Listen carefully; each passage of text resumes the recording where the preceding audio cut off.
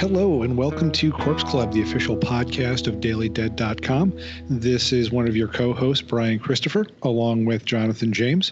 And today, after a bit of a break to allow time for our Class of 1980 series, we welcome you back to our Hellraiser franchise retrospective. Last time, we clawed our way through the Inferno, and today we're going to make our way through Purgatory. So getting through some of those middle films that I think are going to have some hot and cold moments for everybody on the call. So last time we had both Annie Rose Malamate and Joe Lipsett. Unfortunately, Annie won't be able to join us tonight, so hopefully she'll be able to make us for the final episode. But we do have Joe joining us. Joe, how you doing? I'm well. Thanks for having me back. Good to have you back. How are you holding up in the wasteland that is 2020? I mean, geez, who would have predicted that things would be worse now than when we last recorded? Yeah. It just the hits keep on coming. It's just kind of one of those, 2020 keeps going. Hold my beer. Basically. So yeah. But at the very least, we have some what I would consider better Hellraiser films to cover on this episode. As a group, how are we feeling after climbing out of the Inferno? Jonathan, how you doing? I'm good. I have all of them now on my Amazon Prime list. So, when I knew as soon as I needed to, rewatch Inferno, and I had watched it before, not too recently. So yeah, I've been revisiting some of them. Sometimes I'll just go on to the next. So yeah, they haven't left me. And Joe, are you feeling a little bit more hopeful, a little tired after that first one? How are we doing? Well, you know what? I'm excited to talk about 2 out of 3 that aren't bad, as opposed to none out of 4 that were bad. This is very true. Five installments we covered during that last episode. Oh my gosh. Yeah, anything's got to be better from here. It's like collective amnesia. Oh yeah. I think about 5 minutes after recording that episode, I think my brain just intentionally blocked out all of those movies, except maybe Hellworld. That was fun enough. Yeah. But yeah, today, last time we mirrored the divine comedy structure from Dante, and through the Inferno we went down, so we kind of got worse and worse into the pit as we got deeper and deeper into the final installments. But since we're doing Purgatory, we're going to actually start climbing our way up, and we're going to start with Inferno, which the irony isn't lost on me that we're doing Inferno not as part of the Inferno episode, but you get where we're coming from. Then we're going to do Bloodline, and we're going to finish up with Hell on Earth. This kind of these 3 films really mark the pivot from New World to Miramax.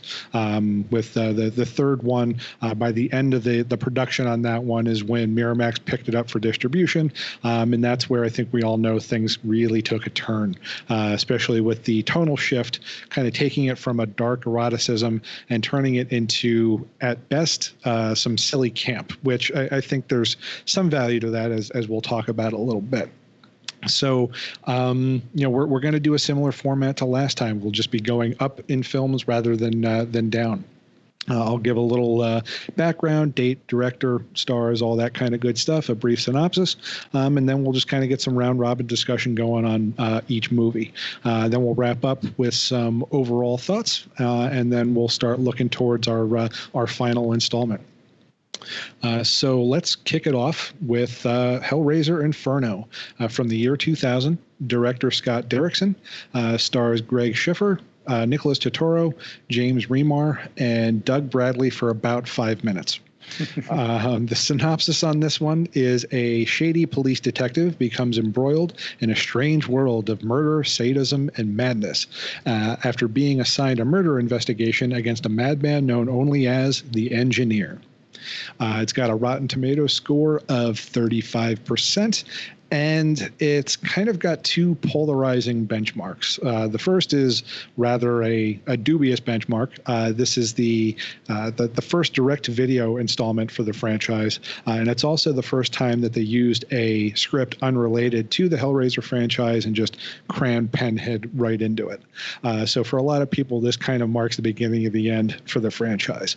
It does, however, have, I think, quite a few proponents for it, due in no small part to the fact that it was directed by Derrickson, who, as we all know, would go on to direct movies like The Exorcism of Emily Rose, Sinister, and even kind of, Horror Boy Does Good by making his way to the Marvel Cinematic Universe in Doctor Strange.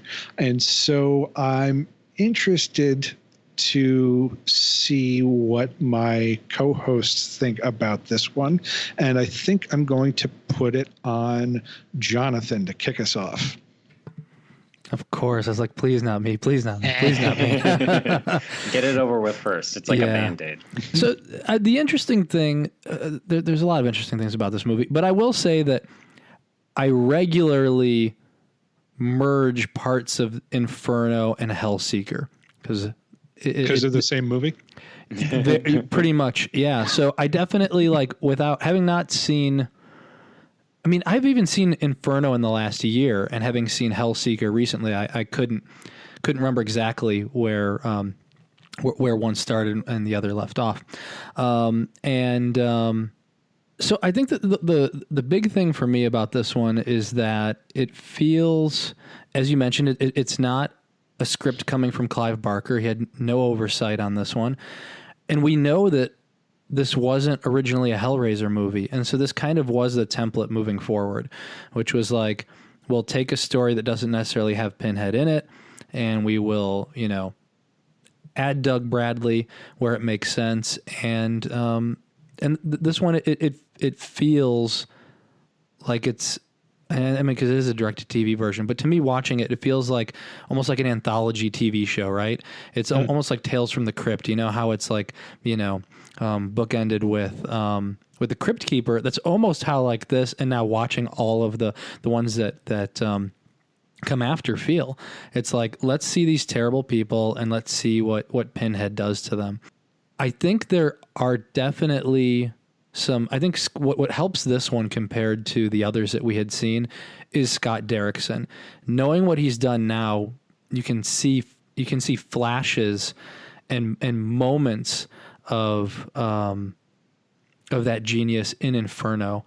And I think really it gets hampered in some ways by the script, and in some ways I have to say, I mean, the Weinsteins were notorious for meddling with the scripts and for reshooting, and so I have to imagine that what Scott Derrickson was trying to do was probably more in line with the originals, and we ended up where we did for a variety of reasons. I still don't think that this is a movie that I don't revisit it often. I don't think I'll continue to revisit it often. This one's just okay for me. I'm going to save you for last, Joe, because I think you're going to be particularly interesting. So I will say, and I've only seen this, I think, maybe once before. And watching it again, honestly, I watched it last night just to kind of freshen my mind, because it's the one I've seen the least of the three we're going to talk about. And as a standalone movie, and as almost like, I picture this as, it was maybe two steps away from like a late night Cinemax movie. Like I kept waiting for it to break into like softcore porn. Mm-hmm. But I say that as like, if that's what it was really well done as that. I was actually really entertained. I liked the story. I appreciated that it was like, it had that late night Cinemax kind of over the top melodramatic, nobody quite knows how to act in this movie. It just had a lot of interesting flavor. I wasn't bored by it, which is definitely more than I can say for some of the later entries in the franchise.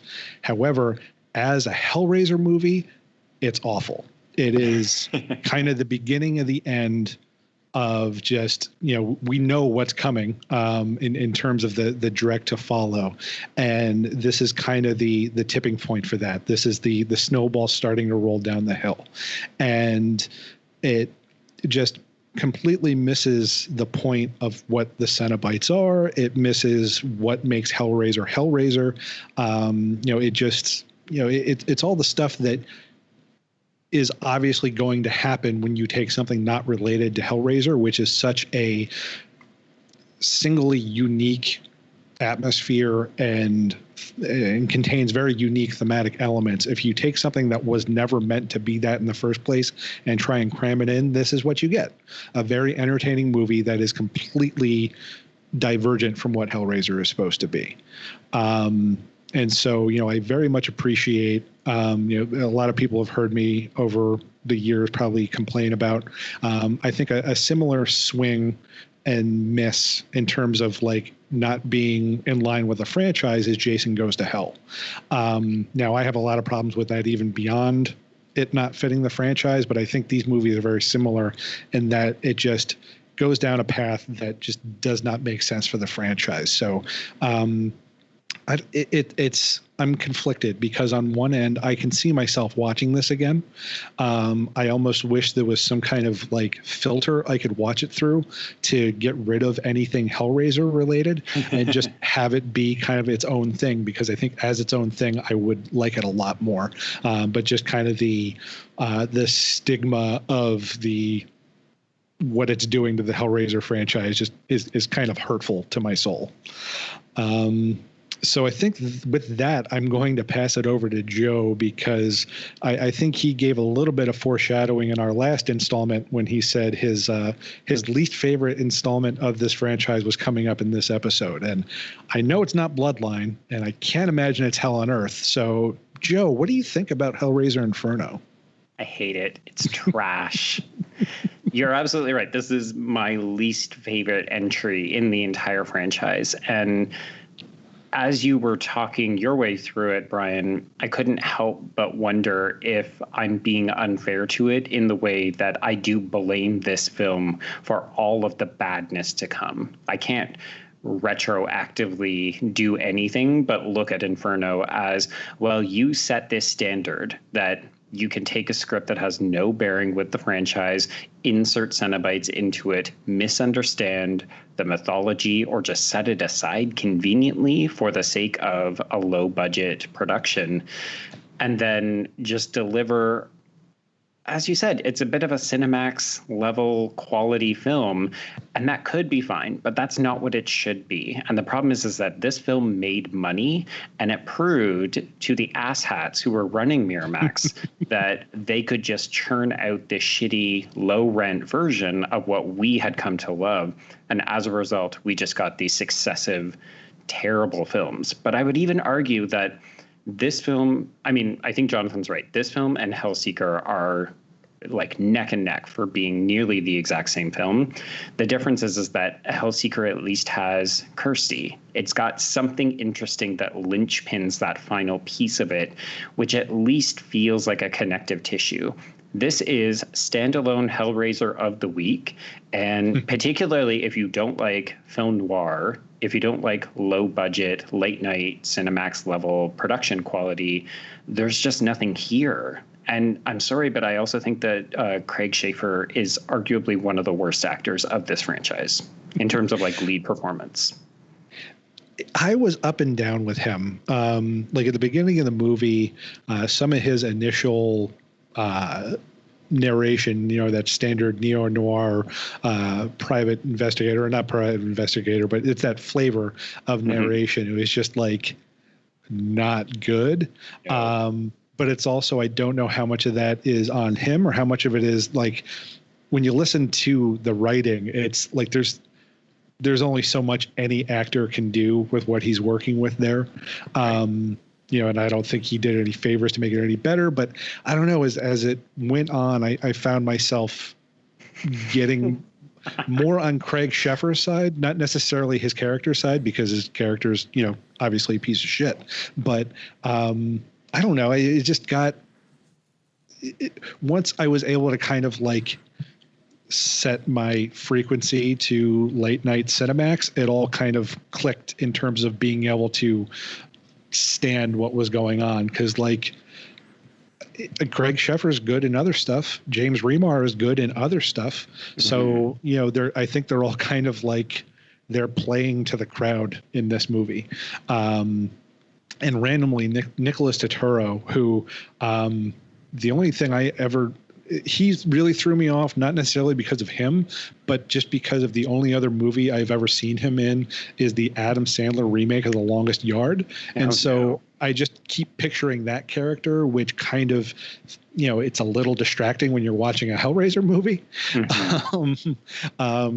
So yeah, it's hard because I definitely, you know, obviously I know what you're saying, Joe. This is a movie that like it marks the death knell for the Hellraiser franchise as we know it, you know, and you know, the next movies we're going to talk about, you know, they definitely have already taken a turn in terms of tone, but this is also taking a turn in terms of quality.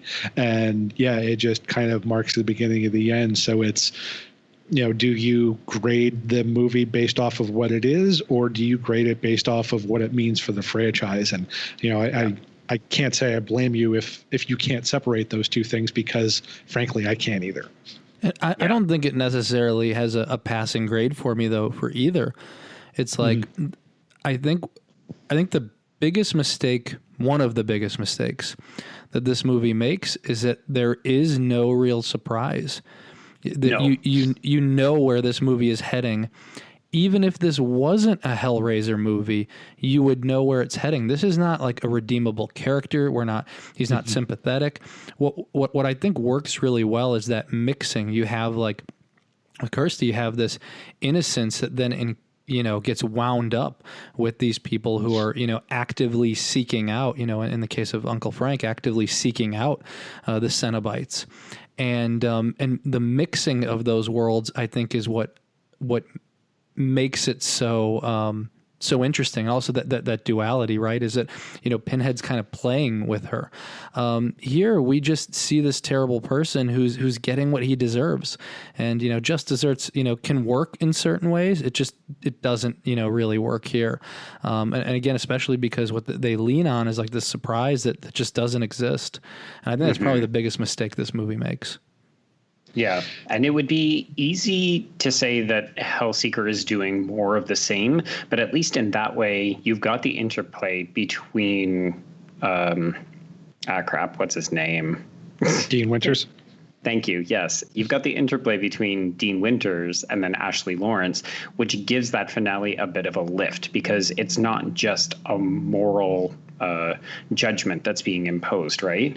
Whereas here, it's as you said, Jonathan, it's exactly where we think it's going to go to, and then the payoff doesn't work because there's nothing combative about it. Like, this movie ends with a whimper, and then it basically plays into that, it was all a dream all along kind of deal, which just doesn't ever satisfy, and really doesn't satisfy here. I guess the reason why I'm better with this than I am with Hellseeker is because it's actually because they don't include someone like Kirsty Cotton, because by including Kirsty Cotton, it's kind of like dragging her into the mud with these entries. And so it's like, I'd rather it just be some random dude played by Craig Sheffer, who I don't really care about, which kind of gave me the freedom to just kind of like not have as much of an emotional investment in it, which I think is kind of what helped me to enjoy it a little bit more. It's not setting expectations by having Ashley Lawrence in it. And then I can just enjoy like the wackiness of him going to some weird cowboy poker bar and then having two random Asian cowboys with long hair kick the shit out of him and then never see those characters again. I'm glad you brought that up. That was one of the most random weird scenes. I forget about it every time I see it. I'm like, where is this coming from? I was like, I've seen this before. I don't remember this scene. And I thought I would have remembered something like this. It is one of the most random franchise scenes across any, horror franchise. Because in any other movie, they would play on that, right? It would develop into something. And instead it kind of feels like, oh, well, this is just a piece from the original script that we couldn't really find a way to repurpose, but we liked the weirdness of it. And this franchise does weird, right? So let's keep it in. Now that you mention it, doesn't this kind of just make you want to see, like, what would this have looked like in its original form? Mm-hmm. I want to see that. I kind of want to see that movie. Yeah, I wonder if it would have had like an avenging angel kind of character, or if it would have just been this person's getting their comeuppance. Yeah, like Jonathan was saying, like it turns into like a 2-hour long Tales from the Crypt episode with the just desserts at the end.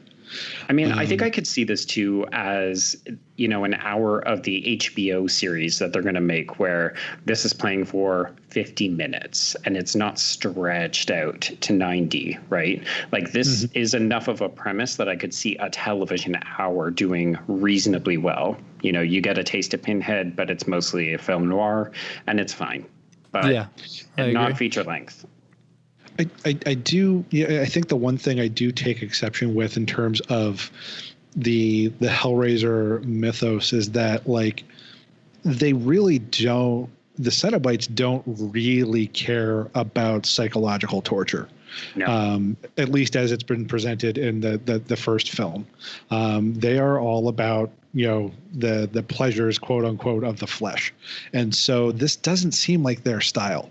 They obviously we get some hook and chain work, but they're not really going to want to mess with his mind. Like they're not about that kind of relationship. So it's, it's just another kind of misstep going in the wrong direction, again, because of the fact that this isn't a Hellraiser movie.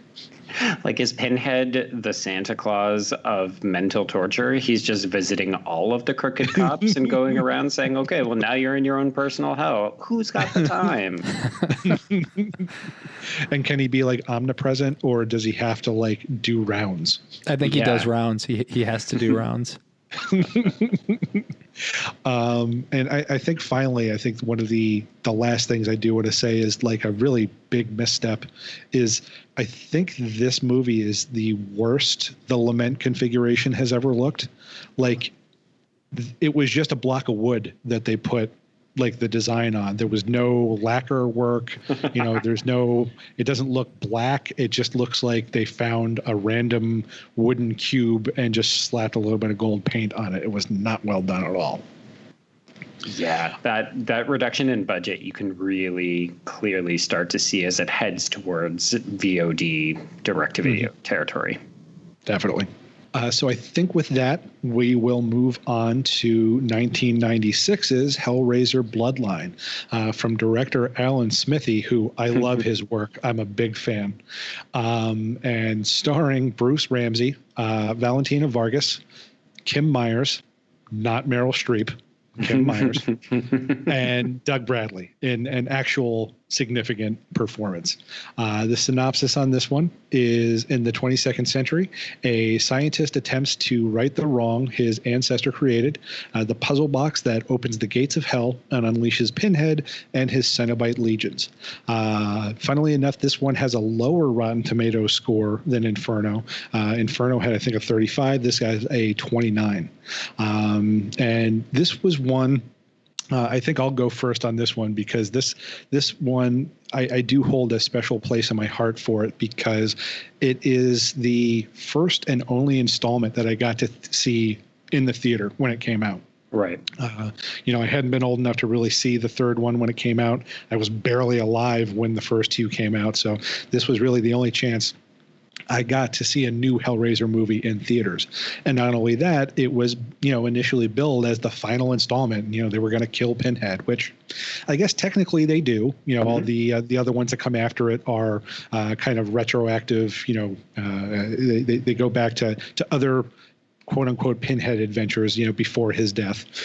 So that's the one good thing. If you do kill someone in space in the future, that gives you that kind of loophole. But when this came out, this was supposed to be the last one. And Joe, you had mentioned that it was originally organized chronologically. In the version that came out, there's the framing mechanism where you start off in space and he's kind of telling the story. But Joe, you had mentioned that originally the space portion would be kind of an unexpected third act surprise, right? Yes, except for the fact that they do include images from that third sequence in space in the trailer. So they were going to blow their load before anybody saw it, but if you went into the theater, you would start immediately in the past. Mm-hmm. Which, I think would have been interesting. There's actually a lot of things that, from what I've heard about the production would have been interesting. And for those who recognize the name Alan Smithee, that of course is not an actual director's name. The real director, Kevin Yagher, was so displeased with the final results after having a lot of studio interference with how things actually came out that he just asked to have his name removed from it. And, in reality, this movie is a great big old mess. It is, again, it's a kind of movie that really has diverged from what Hellraiser was originally all about. And it is turned into this very kind of melodramatic, I guess, space opera by the end of it. And it's not a movie that I would try and claim as good, but damn if I don't love this movie for all of its silliness and all of its bonkers shenanigans. Joe, from everything I've heard and from our interactions, you're with me on this one, correct? I'm a huge fan of Bloodline. I will 100% recognize that to a lot of people, it's not good.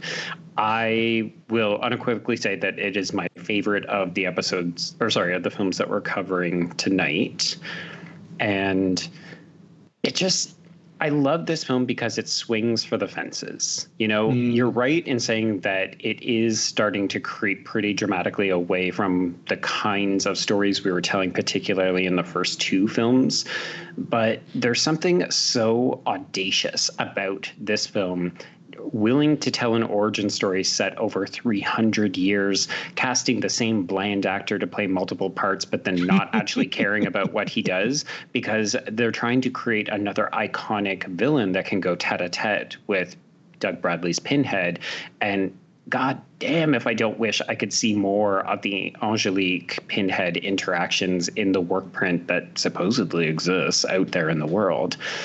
But I love that this film is willing to take these chances and try something fresh, because that's just not something you see in later installments of franchises. They're typically playing it safe by entry number 4, or, they're going to space and kind of fucking things up. Looking at you, Leprechaun. And it's, I think the biggest missed opportunity, especially considering that this was all shot by Yagher, but gotten rid of by the studio. For those familiar with the first act that takes place in France, and the final product, that is, I think, by far the shortest segment. And in the original cut, which I believe you talked about this on Horror Queers, Joe, wasn't it like damn near, or if not over 2 hours long? Yeah, it was like 110 minutes. And it had a much significantly larger portion that took place in 17th to 18th century France, and really delved more into Angelique and her narrative, which, I get the fear that we're pitching this as like, the finale of Pinhead and the death of Pinhead. And even as it is, you don't see him until like halfway into the movie. But it's that misconception that Pinhead is the only thing that's compelling about these movies. When honestly, that's, the more when we talk about the original, I think there's going to be a lot of discussion about how like he's only one element of what makes these movies so damn compelling. And, this was an opportunity to kind of bring in some new elements, and I think they just chickened out. But that being said, we still really enjoy the product for all of its messiness. Jonathan, what are your thoughts? I mean, I think thankfully we can look back at this, over the last, 20 years or so, or 24 years. And we know what we got by playing it safe. We got a bunch of crappy direct-to-video sequels. And even though they, you know, and Doug Bradley pushed for it as well, which is like less Pinhead, keep him mysterious. If you look at like the Scarlet Gospels, you see that scale that Clive Barker had in his head, which was eventually like, you know, budget permitting, like expand this world and put Pinhead in the forefront, which he does in that book. So as flawed as Hellraiser Bloodline is, I mean, it is one of my favorite in the series. And I think just because it doesn't play it safe, and for all the reasons that the two of you had mentioned, I mean, the interaction, you know, with Angelique and Pinhead, we only get a little taste of it, and that larger world that we know they want to kind of open up to. It was, you know, I mean, I know there was studio interference as well, but this was so ambitious.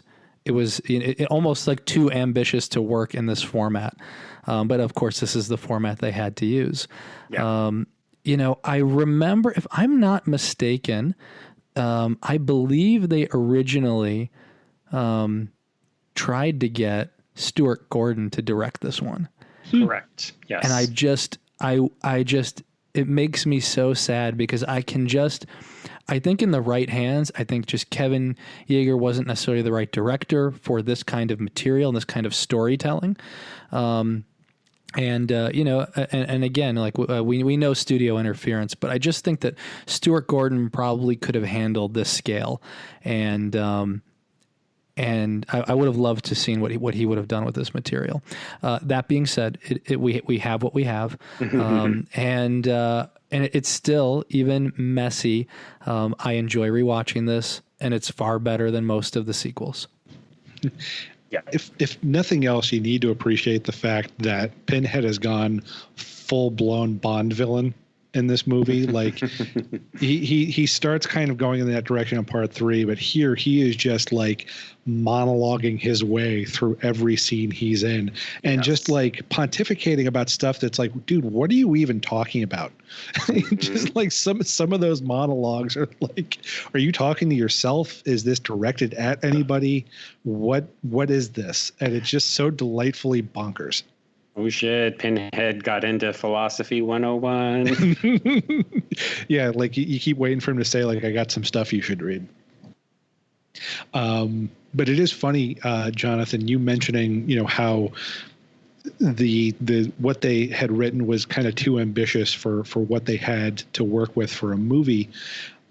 This would actually be like the kind of back and forth between Angelique and Pinhead would be something that I think would make for an interesting season-long arc in the TV show.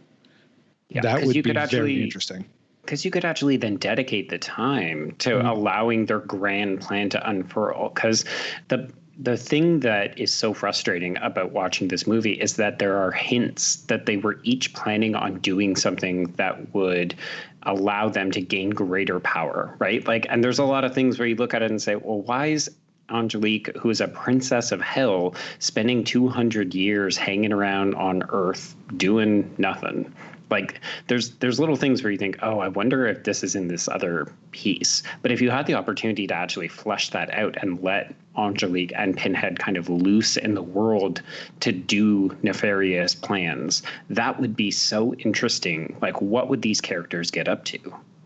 I'm hoping, you know, obviously I think it's going to be a little bit too much to hope for it to be like those actual characters, but like, let's cover some time. You know, hell is a very old concept. So if they're going to do this in a TV show, hopefully they're willing to dedicate that kind of time to something that tells a very long-reaching story. Mm-hmm. I know when we first started talking about this, like when we did the last episode, we talked about, you know, the possibility for a TV show.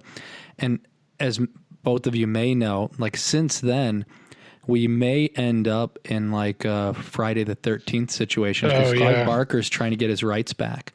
Yeah. And so I am a little concerned about it in terms of like new content being made. But if it's in his hands and he ends up doing the same thing, TV show deals and movies, then I'm excited to see it. And he presumably can use, all of his characters and his creations from the comic books as well, which he can mine. As it stands, though, and especially with COVID slowing everything down, we may not get those movies in that TV show. Oh, yeah, 100%. And I'm also wondering, too, if, like, knowing Barker and just kind of how exhausted he is with the franchise, like, there's some small part of me wondering if he's trying to get the rights just so he can, like, burn them to the ground and make it so, like, we're done with these. No one's making any more because it exists. Just stop it.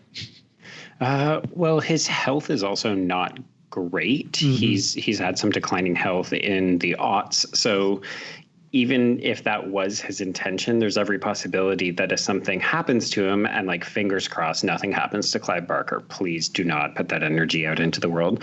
But should, God forbid, something happen to him, it would likely revert to his estate, which then might be interested in farming out rights again. So yeah. I think one way or another, this is a property that will stay active, and it just becomes a question of when and in what form. Yeah, and I mean, I think something that he did, which he may do here when he regains the rights, is for the comic book series. He started writing some of the initial ones, and then he brought in other creators to work in his playground. And I think that's an area where I think it makes a lot of sense. And I remember talking to some of the writers of the comics where he would review them, and he may give an occasional note, but aside from that, they could do whatever they wanted. Mm-hmm. As long as it was true to the spirit of what he was trying to do. And there's a lot of really good content to dive into in those comics. Like that's an untapped area that I would really like to see them explore. My only concern would be if they went and introduced Barker's other favorite character, Harry D'Amour. Which he is that would lead us back down the path of the noir. And he is part of the comics. There's a whole series of Boom comics where he, Jonathan, he takes over as Pinhead or something along those lines. Like he's one of the hell priests in Leviathan's army or something like that. I mean, I may have missed that one. I do know he was a big part in one of the Hellraiser miniseries, and it escapes me. If I'm not mistaken, it's like a large pinhead. I could be just dreaming this, but I think there's like a giant pinhead. Nice. and if not, I'm sorry for my fever dream about a kaiju pinhead.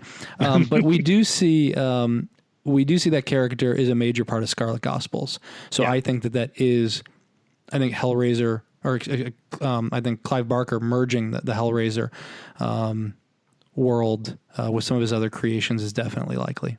Yeah. Which, again, could be really fascinating. Like, I think as long as they've got the creative vision and the intent to make it a Hellraiser property from the beginning, like, this is where the subsequent entries in this franchise go off the rails, is because they're trying to put Hellraiser into pre-existing content. If you start from a Hellraiser perspective, then you can do it proper justice. Yeah, I think you have this massive, massive universe. I mean, and again, the book is essentially like his Lord of the Rings. It's huge mythology, super rich, and you could imagine the games, movies, TV shows. Yeah. I think he just needs to kind of set that into place, and then again allow other people to play with it.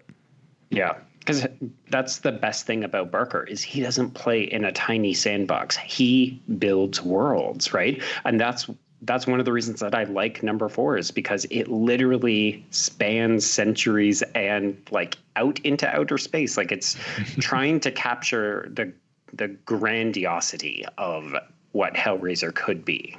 While still having characters named Rimmer so that we can chuckle every time we hear their name. Oh my goodness. What was that person? What were they thinking with that character name? Oh man. All right. Any final notes on Bloodline before we move on? Really, mine would just be check it out. It's cheap to rent or to buy on Amazon, and I don't know if Tubi has it, but I know Tubi has a lot of those as well. So like this is revisit it, rewatch it, kind of maybe taking into account some of the things that we said. It's not it's not a perfect film. It is significantly better than more than half of this franchise. And it is the final attempt to actually do some creative Cenobite work. After this, that's the other thing. Like Inferno on, they just have the most generic, random looking Cenobites you'll ever see. In this one, they at least do.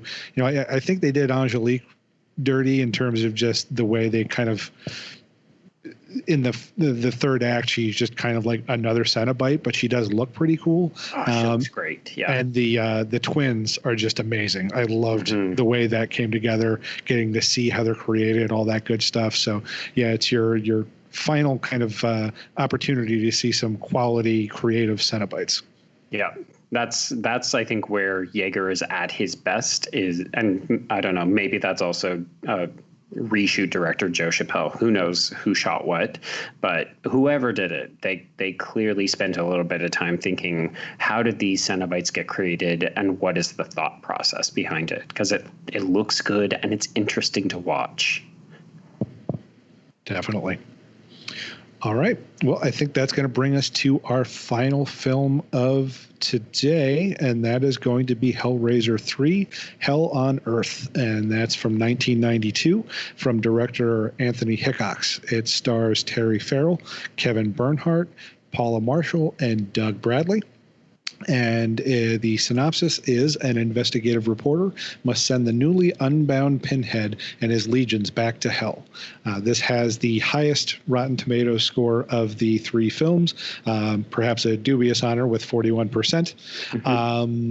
And the one thing that really does kind of like, I've come around on this movie. I used to really not enjoy it because it just felt too 90s. I've come around on the idea of anything being 90s, and this is definitely that, and that can definitely be a good thing. But the thing I read in Wikipedia that kind of irks me about what this could have been is that Barker had originally intended for the sequels to focus on Julia Cotton and kind of her continued adventures. But Higgins declined to reprise her role, so her character was killed off in later drafts of Hellbound. So this is another kind of instance of like bemoaning what could have been. It is interesting to think that, like, even in all the comic books and all the different iterations of things that came out after Hellbound, Julia has not made another appearance that I know of. So that kind of bums me out a little bit because, I think we're going to have a lot of conversation about, her significant, how meaningful she is as a character to at least me, and I would have to imagine the two of you as well. But what might have been. But what we get is kind of what people think of as the slasher Pinhead. This is kind of going into kind of quippy tail end of the slasher boom, and maybe a little bit after the slasher boom, but trying to make a couple bucks off of it territory. Joe, what are your thoughts on this one? So I hadn't seen this in a number of years, and I remember liking it, if only because the bloodbath in the club scene is just so much, right? Like, this is the definition of extra in terms of, we've never seen Cenobites on this level where it's just absolute chaos, right?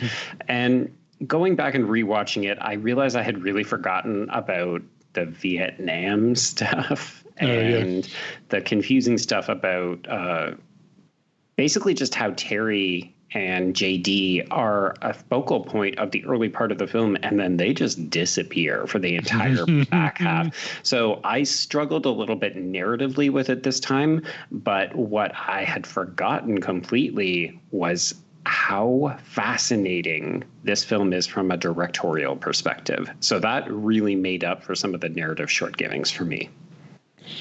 So what catches your eye on this about in terms of the directorial choices? I think just the way that the shots are framed, right? Like we've got some really interesting angles and like split diopter, like sort of deep focus work going on, which is artsier than I would have expected for a third entry in this franchise. Yeah, especially that close-up shot on Doug Bradley when he says "Shall we begin?" in the beginning of the club massacre. Yeah, that's not the kind of zoom that you're expecting for this kind of movie. No. And I like that. Like, I like the experimentation, because if this film is veering away from the kind of relationship melodrama, like heightened melodrama of the first two films into more traditional slasher territory, at least it's being stylish as hell. Mm-hmm.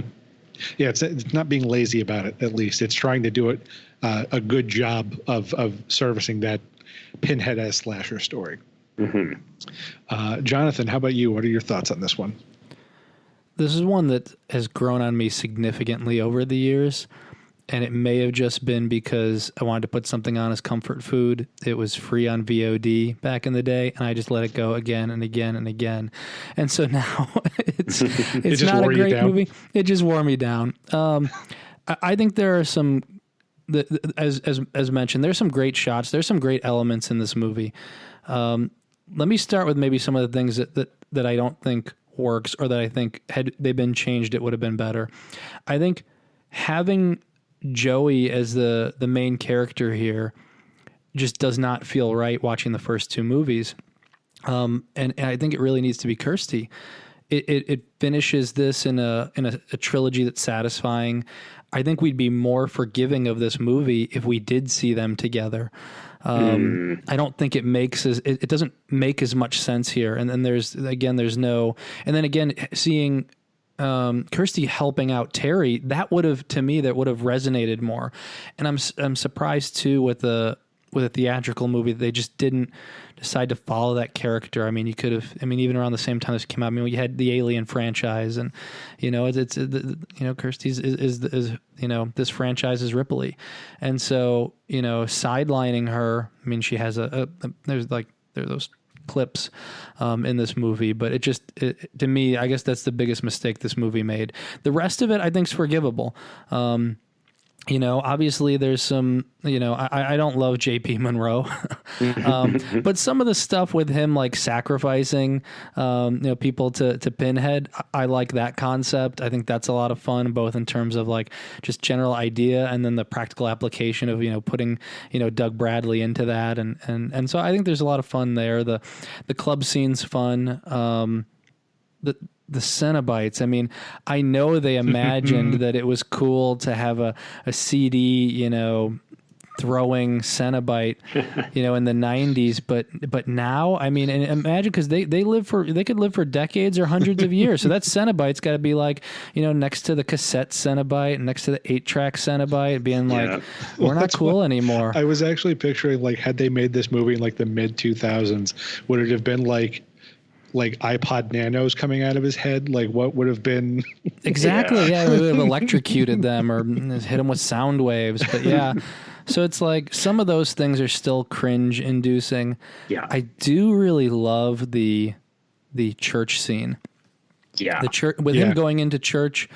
And I really love he pulls the pin out and there's that like worm that's wrapped around it. And it kind of reminds you that he's been altered inside and out.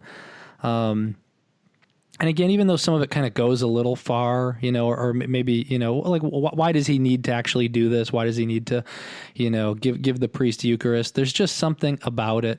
Like I said, that really works for me about, kind of him, being this, anti-priest. So yeah, like I said, there's a lot of things to like. The big thing for me is the lack of Kirsty, and if that had been fixed, this movie would be much higher on my ranking.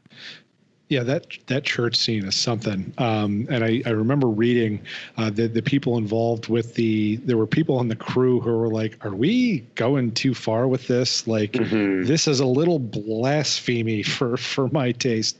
To the point that they didn't film it in a church, right? Yeah. I think that, they did a whole set, which I think they probably would have hard time selling that to, hey, can we use your church as a location? Also, we're going to blow up one of your stained glass windows. Is that cool? So yeah, I would have to think they would have had to have made a set for that. But it's funny because it's a scene that is so like wrong with a capital W that even I, as a kid, I was not raised religious at all. Didn't go to church, wasn't taught anything in terms of any kind of organized religion. And even I'm watching this going like, ooh, this is wow. I feel like we were.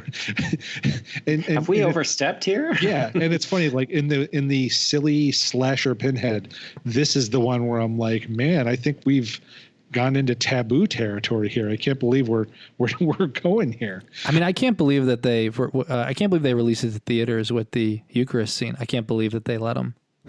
Yeah, it's surprising it didn't get protested, but I can't help but wonder if people cared. Like, I feel like the conversation stops after 2, even though this one did make more money somehow. It feels like this one hasn't had the cultural legacy. Like, people talk about this with a tone of mockery compared to, I think, even all the other entries in the franchise. Like, we hate on the back half, and 4 is this interesting failure, and then 3 is the one where we're like, oh my God, DJ Cenobite. Oh.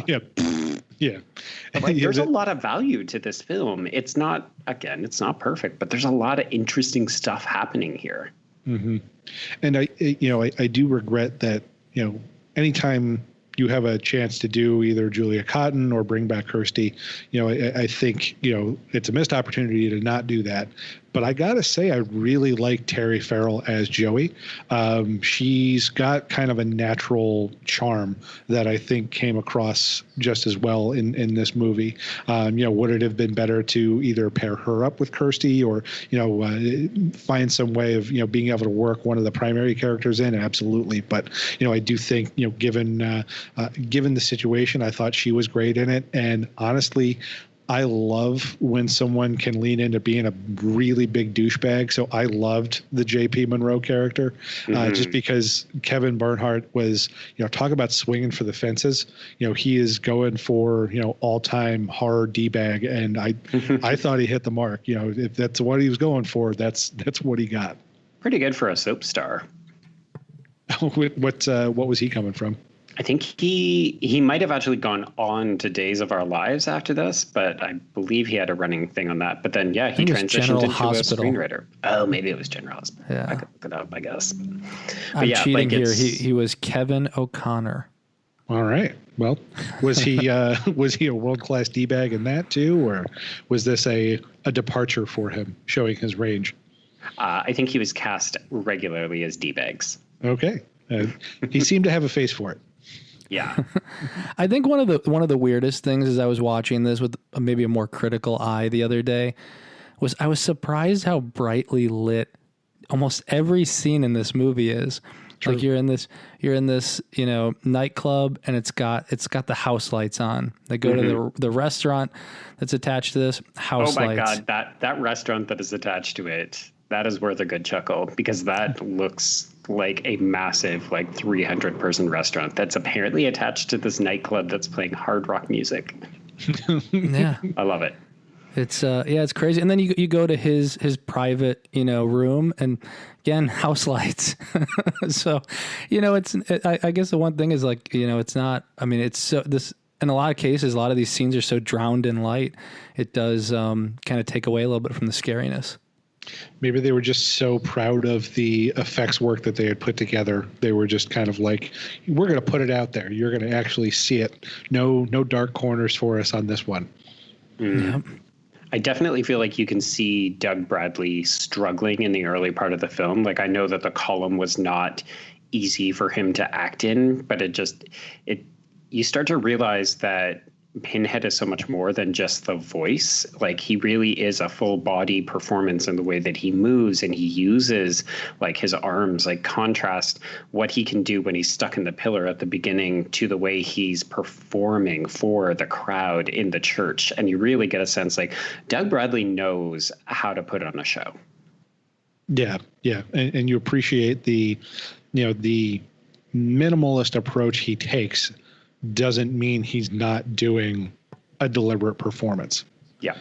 And so, yeah, when you take some of those tools away and he's doing it from the confines of, like you were saying, what he said is a very uncomfortable fake statue prosthetic that he's kind of attached into for several hours, then, you're taking some of those tools away, but he still kind of manages to just as a head be compelling. Mm-hmm. I mean, he has to. He's got to get out of that room. All Terry had to do was leave. She's right at the door. I will say that I like. Movie. Sorry, Jonathan. I think one of the things that I do really like in this film is the relationship between Terry and Joey, and not just because you can, if you want to ever so gently dip your toes into it, read a bit of a lesbian relationship. Like, there's kind of a mentor-mentee, but also a like, come stay at my house indefinitely vibe between the two of them. But I love Terry as a streetwise kid who gets sucked in, and then you want the best for her, but you can see the through line from the first two films with this temptation, right? Because Pinhead will make it easy for you. All you have to do is just give him a little taste of what he wants. And I think that for me is, aside from the lack of Kirsty, that's the film's biggest issue, is that it sets up so much time with Terry and then doesn't pay it off. Like, when she comes back as a Cenobite, it should be heartbreaking. It should be horrifying for Joey, and it's not, because we've forgotten she was even in the movie. Yeah, that definitely just kind of fizzles out, and then to see her come back as the cigarette Cenobite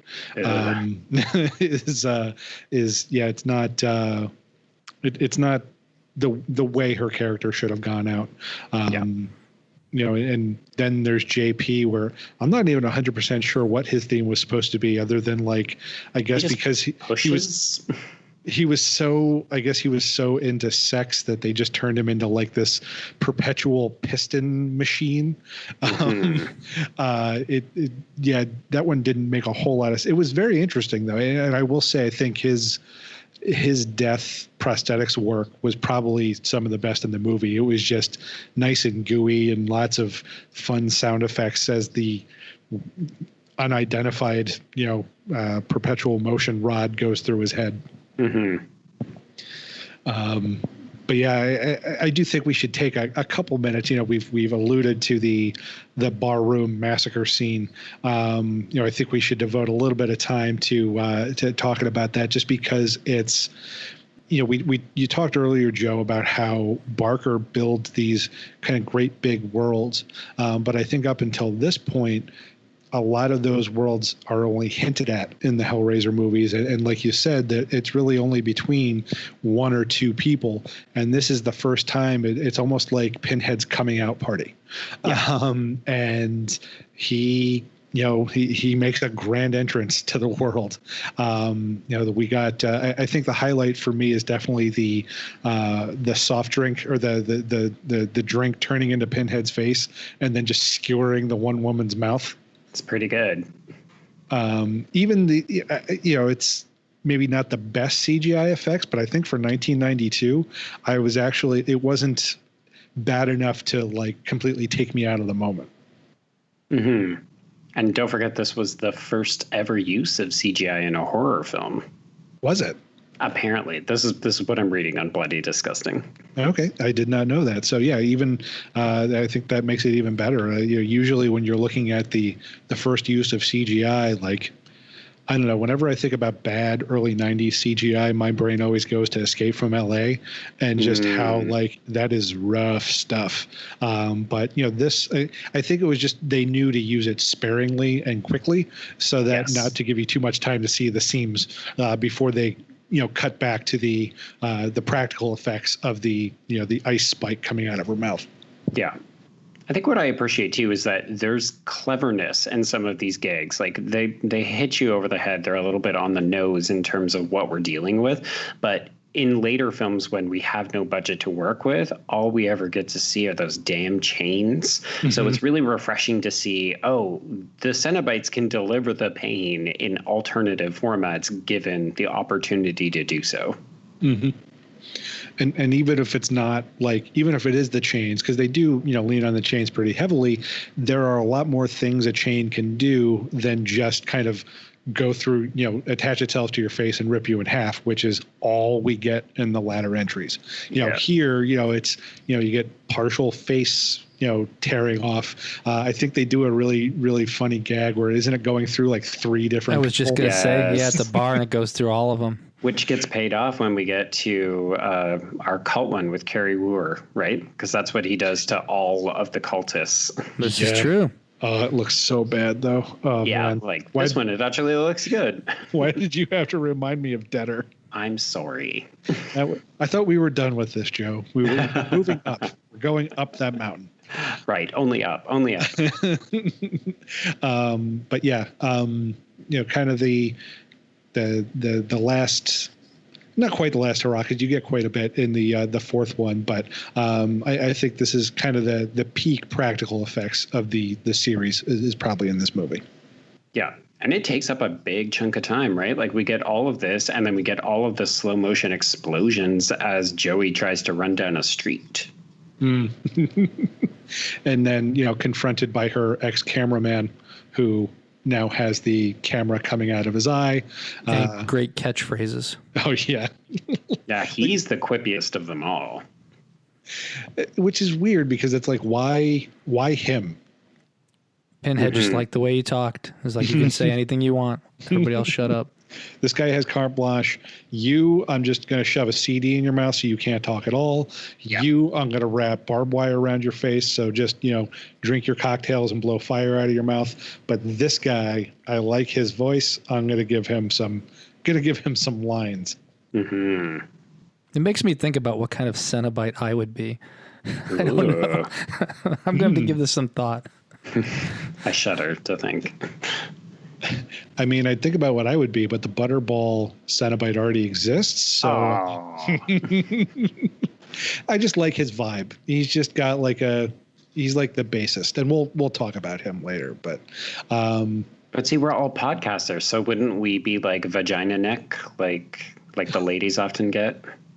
What? Yeah, I was thinking that, or some laptop integration, or I was thinking about how much I play VR. I'd probably be the stupid VR Cenobite. Oh my God! What if I'm the Catalina update Cenobite?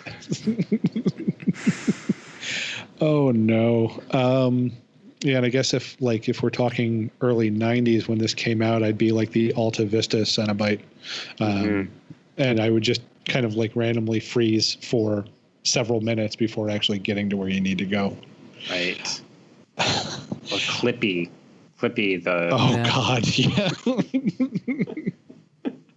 Oh, no. These are terrible. These are rejected Cenobites on somebody's floor. That's another good question. Do you think that they're... It's like that Key and Peele sketch where they're... I was just thinking about that. All the kind of gonzo stuff that they were thinking about for Gremlins 2, but they all actually made it in. Do you think they had one of those brainstorm meetings where there was what's relevant to the early 90s that we can incorporate into our Cenobites? Clippy would definitely be one of the thoughts. They had to have. I'm sure there's 50 Cenobites that we don't want to see, but were definitely mentioned. Yeah. I bet some poor guy had the job of, he actually had to mock them up. So somewhere, unless he's burned them all, there is a portfolio somewhere that just has a bunch of early 90s theme rejected Cenobites. Yeah, cell phone Cenobite. No, car phone, I think. Yeah, car phone, AOL disc. Oh, that's beautiful. Yes. Oh, man. All right. Anything else on Hell on Earth? I will say, I think this is a film that wasn't marred by studio interference because, of course, we hadn't moved to Miramax yet, so this was still just transatlantic. But I'm shocked that there's like no special features. Like there's never been a nice release for this film. So I don't even think I have a trailer on my DVD release, but I would love to know like what the thought process was behind this film. Like I've read the Hellraiser book, so I know some of the production history, but I'd be interested to know, are there deleted scenes? Is there a commentary that would shed extra light in this? Like I'd love to know if there's some juicy extras lurking in a vault somewhere. Well, I know Arrow put out that kind of special trilogy release. I don't know what Part 3 has by way of special features, if any. So, yeah, I think that's a good point. I do know that I think the only real contribution that Barker had that got him that executive producer credit was, I think, as things were shifting to Miramax because they wanted to distribute, they did, I think, actually want to make a few tweaks. So I think they brought Barker in and he added some of those like the BDSM elements to when Joey's bound up by Pinhead. Right. Those kinds of aesthetics, those were from Barker, which isn't terribly surprising considering it's Barker. But yeah, I've only seen little tidbits like that about it. I haven't really seen anything comprehensive in terms of like a behind the scenes featurette. Well, on the Arrow Scarlet box, it's packed. Really? It's a 2K restoration, audio commentary, director and writer, another audio commentary. No, hold on a second. Sorry. Audio commentary with Peter Atkins, audio commentary with Anthony Hickox and Doug Bradley, making of documentary, some additional interviews. I'm going through the list here, and on-set interviews, and there is a alternate unrated cut with an additional 4 minutes. Oh shit. Okay. So I got to get on this Arrow release is what you're saying. Basically, yes. Yeah, Joe, we're just bad Hellraiser fans apparently. I mean, I've had my Blu-ray / DVD. No, not even Blu-ray.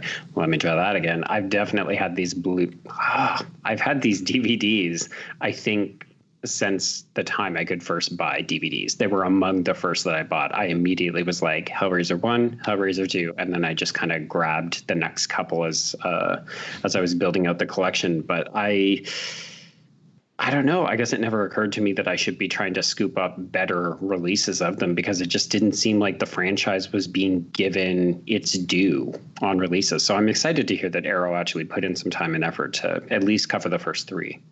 So kind of moving on into a couple of final questions.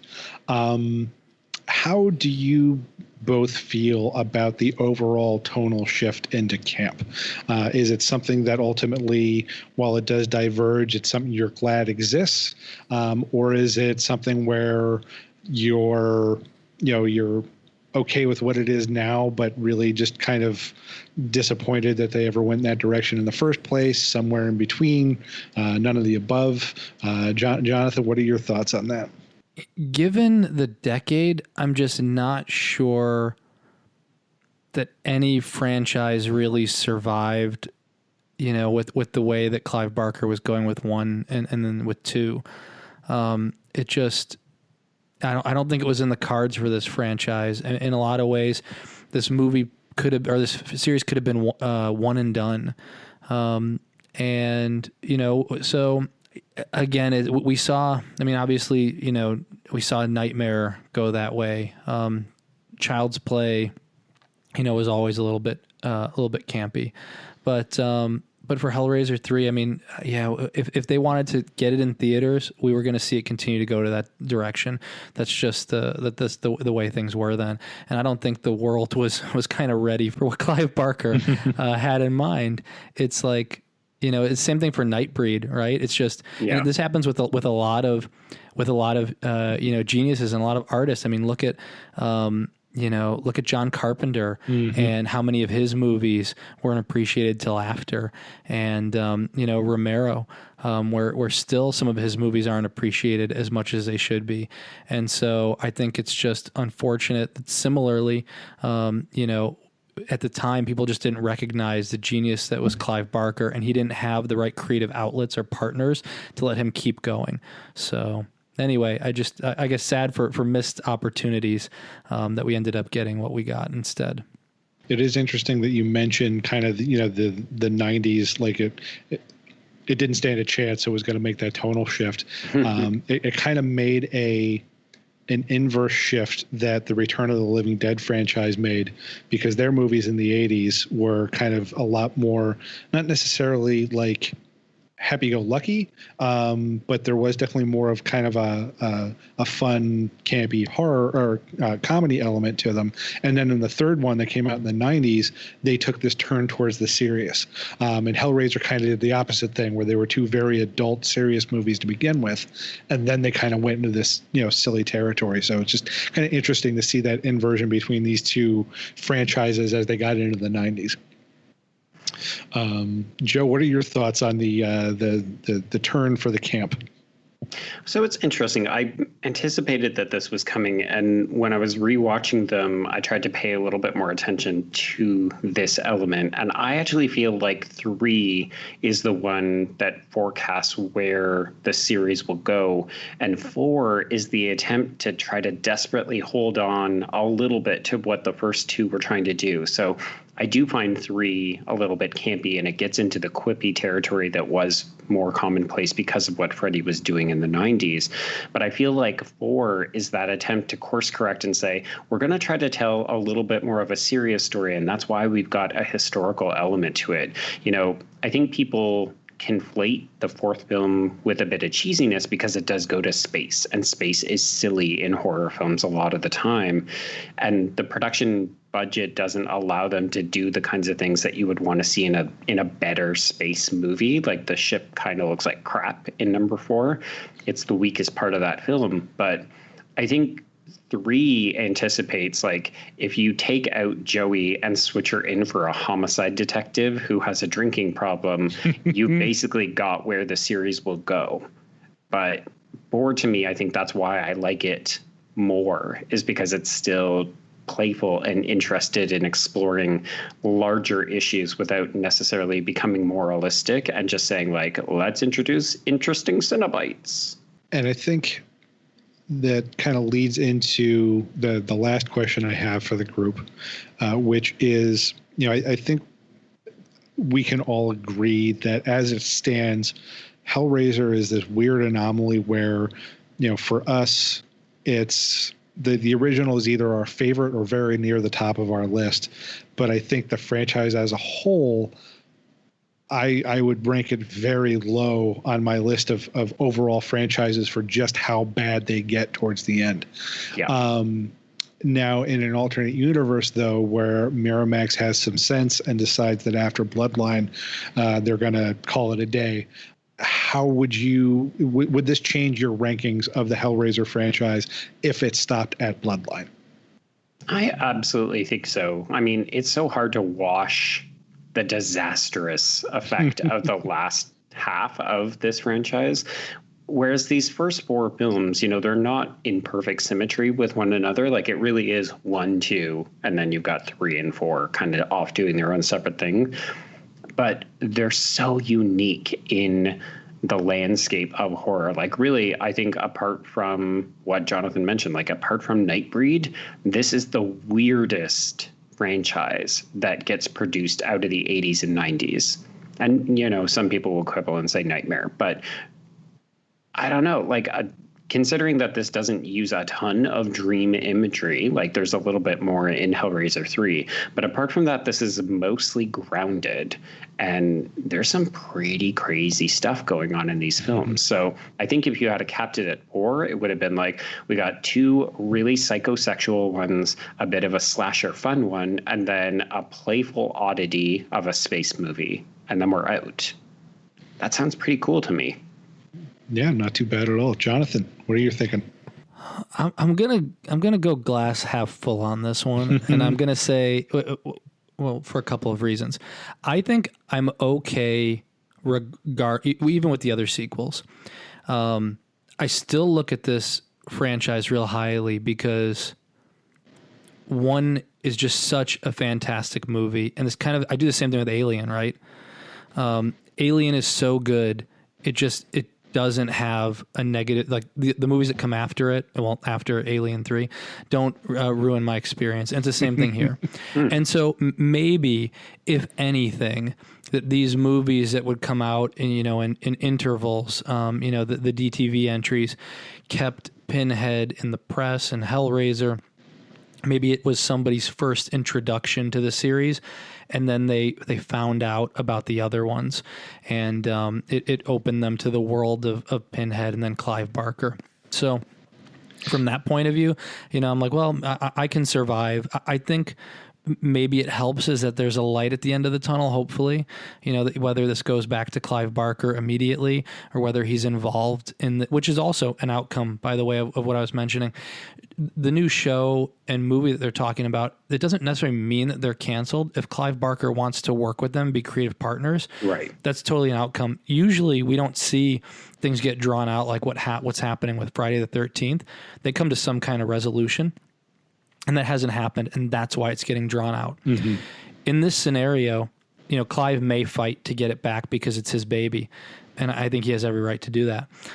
But if he decides to team up and work with them, then I think the fact that we have potentially a theatrical Hellraiser movie and an HBO series on the way, it's like, okay, well, it's been worth it. We've been waiting, but something great's coming.